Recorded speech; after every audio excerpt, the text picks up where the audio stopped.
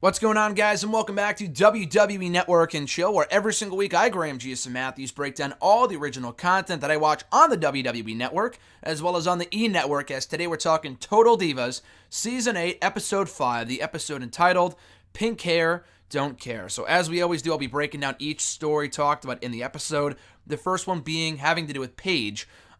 Paige talks about getting heckled by fans over the videos that were released of her, the private videos that were released about early 2017, March of 2017, the sex tapes and stuff like that. She's still getting heckled about those, even a year and a half later. And she says, she was outside doing an autograph signing with fans, and one guy drove by and is like, "Hey, Paige, we love your videos. When is there going to be a sequel?" And obviously, she pretends to not let it affect her, even though it actually does, and it makes her feel bad, and she doesn't really know what to do, and she doesn't want to let that one person ruin it for the other fans. So she goes to the one person that she knows is going to, the two people, rather, that she knows are going to help, that being the Bella twins. So she asks them to hang out so she can kind of get advice and kind of catch up with them and stuff. I guess the last time they actually hung out, according to the Bellas, was Nicole Tea Time, which that episode was a while ago here on the show. That was a long, long time ago when Paige, I don't even know if I talked about it here on Network and Show. That might have been one of the seasons I did not review here on the show, at least not yet. When Paige, Nikki, and Brie went out for fucking tea time, which was stupid as hell. But anyway, they meet up. Nikki says that Paige was one of her favorites to work with, and they kind of recall how they were all on the road wrestling each other like every single week, like 3 or 4 years ago, and now they're not even on TV at all. Paige retired. Brie is, largely retired. Nikki, at this point, was still retired. They obviously came back recently for Revolution, but this was filmed months ago. So anyway, Paige wants the Bellas to kind of help her have others take her seriously, so they're not kind of like bringing her down as much or treating her like shit as much or talking about how she's a bad GM or bringing up her videos. She wants to be taken more seriously. And they all discuss how fans can be harsh, and how with the Bellas, they're like, "Oh, yeah, you don't love wrestling, but, because you do all that other shit," even though they do love wrestling, which is...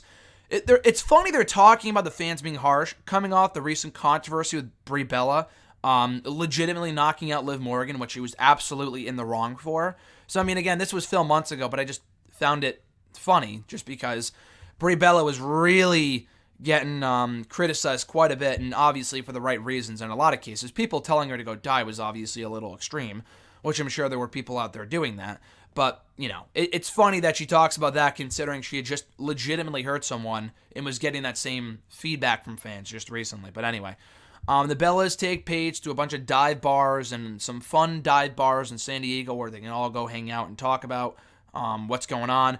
Paige talks about how she admires the Bellas and, their ability to kind of overcome controversy and overcome being talked shit about and all this other stuff. And then she tells a story about how she was at a bar shortly after. She didn't say Alberto Del Rio, but she said after she had broken up with her last boyfriend, which I assume was Alberto Del Rio. So when she first got back on the road in late 2017, I'm assuming, she was at a bar, she was talking to a fan or something, and then she got called a porn star by someone. And they just kept on going off on her and all this other shit, and she felt awful, and she couldn't really do anything about it. And then Paige admitted to having cut herself during this period of time, which is really heartbreaking to hear. And she felt it was necessary to open up about it to the Bellas because she trusted them. And obviously the world too, because the world is hearing these stories as well here on the show.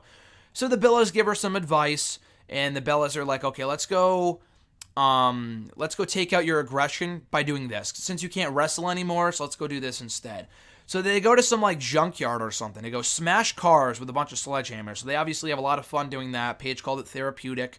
And she even admitted to loving being the GM. She loves being on the show without having to actually wrestle. She's in everyone's video packages, and she's not even really doing all that much. And she said she'll learn how to deal with crazy fans, but she also feels accomplished in being the current GM of SmackDown. So the other story on this episode has to do with Lana. And this kind of interjects with the Nia Jax story too, but I'll kind of keep the two separate here. The Lana thing, she's still upset, as was discussed on a few episodes ago. She's still upset over not getting booked on SmackDown. It's been like 13 weeks that she's not been on the show. And as a result, she wants to change things up. So she also says, in order to be a successful superstar in WWE, you need to be identifiable. So instead of changing up her in-ring style or her character, she wants to change her attire. Like, that would make a fucking difference, but whatever. She discusses new attire ideas with Natty. And then she says flat out to Natalia, being blonde is generic as fuck. And obviously Natalia is blonde too, so she doesn't really take to that kindly. And she's like, I don't know if it's being generic as fuck in being blonde. It's just that there's a lot of them. There's also a lot of brunettes too. Anyway, so she wants to work on character evolution, even though she's not really evolving her fucking character. She just wants to get new attire to walk out in, something dumb to walk out in, so people will kind of identify with her more. I don't know, whatever she fucking said here. She goes out with Natty and Trinity, that being Naomi, obviously. Lana, while there, she wears a red wig, and she kind of talks about, she takes a shot at Eva Marie and is like, oh, when did Eva Marie learn how to wrestle? And, no love lost there for Eva Marie. I love how they kept it on the show, too. They very easily could have cut that out, but they kept it in, which was funny. She knows that she might get in trouble for changing up her look, but she doesn't care. Despite the fact that she just went out just 2 episodes ago, an episode or 2 ago, she went out and did the fucking nude photo shoot with Rusev. That wasn't really nude. It was an implied nude photo shoot. And she got in a lot of trouble for that. So she knows that she might get in trouble. And it's like, Jesus Christ, she's going to do it anyway. How dumb can you possibly be? And then a lot of things, she says to Natalia, do you think I suck at wrestling? And then Natalia doesn't really answer the question, which is smart because she does suck. So she doesn't think that her in-ring ability is a problem. I think she thinks that she knows that she's insecure about her in-ring ability because probably people have told her fans and stuff that, hey, listen, you're awful, because she is. She's really not that good. She's gotten better, but really, is that saying much? I don't think so. So anyway, Trinity recalls getting her Glow Championship, same exact thing. She kind of went behind the company's back. She got in trouble for it. It worked out in the end, but that's not something you do. Everything that you do on TV and whatever is something you run by the company. Changing your look, getting something redone, whatever. It needs to be run by the company. So Lana dyes her hair pink because she thinks that there's no one in the company no one has ever had like the light pink hair that she's about to get dyed. So she's like, oh, that'd be a great idea.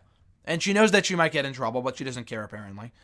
Natty flat out says, I don't like your pink hair. And she was just being honest. It was really just, the equivalent of Lana saying that being blonde is generic as fuck. There's no fucking difference.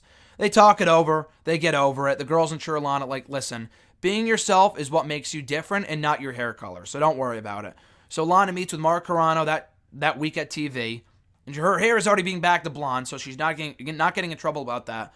What a surprise. What a what a turn of events here. The timing could not have worked out better. What a coincidence that he gives her credit for always reinventing herself and informs her that she's back on TV. She's returning to TV that night to work a program with like Naomi or something, or do whatever to be in part of the Money in the Bank ladder match at the upcoming pay-per-view. And she calls her character relatable. Because I fight against the system and, I can be down and I get back up, whatever. I don't think Lana's relatable at all, at least her character, whatever. And then she said she's very happy that the fans have not forgotten about her, and that she says she puts the E in WWE. So at least she knows that she can't wrestle for shit. The last little story here has to do with Nia Jax. She buys a new home, and she invites Natty, Trinity, and Lana to come over. And the girls thinking, oh, we're going to have a great weekend over. Instead, Lana wants them to help her move in, because she doesn't want to pay anybody. She wants to save money because she spent already so much money on getting the fucking hotel that she's like, yeah, you know what, whatever. I'll just, have them come in and help me move.